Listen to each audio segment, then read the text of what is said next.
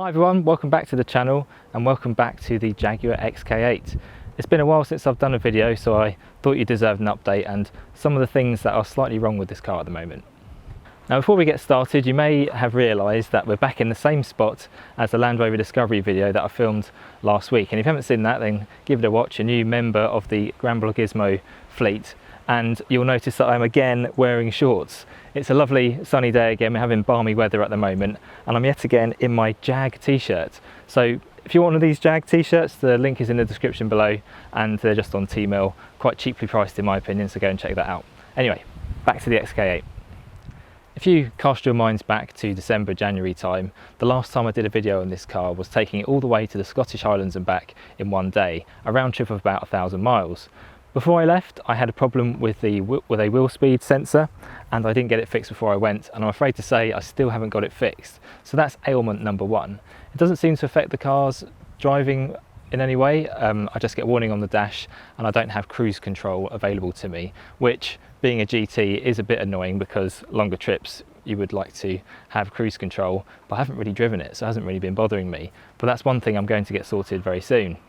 Also, because I haven't really driven this car, I've not really felt the need to have it serviced recently, and I do think I need to get it to someone just to get an oil change and all the other bits and pieces that you normally have done at a service, simply to keep up to date with the book as well, because it's due a service around now, and see if there's anything else which I'm missing which is potentially wrong with it. Another issue with this car is all around here. If you've been a long-term viewer of the channel, you'll know that I had this area of the car repaired by a body shop, putting in new metal to repair some rust that was present in the area. But I'm afraid to say it has come back.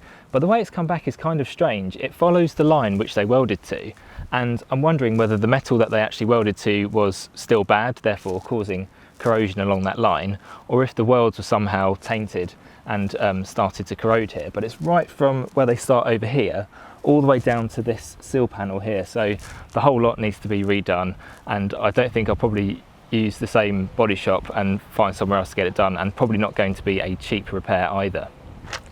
Another bodywork problem on the XK8 is this crack here. Parking it on the road hasn't been too kind to this car, and someone has driven into me at some point getting out of a tight car parking space. Now I'm pleased to say we are moving in a week, so this shouldn't happen as often, but it's just one of those things. The last issue is actually in the car itself.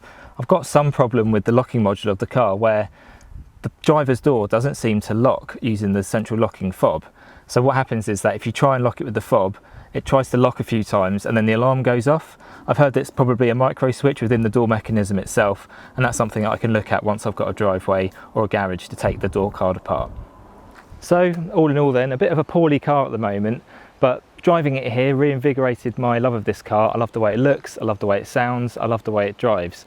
So I'm definitely going to invest some time and money in making this car 100% again, and I'm looking forward to doing it on my new driveway and garage at my new house. So stay tuned to the channel where I'll be bringing you some more XK8 content very soon, and thank you very much for watching. Bye bye.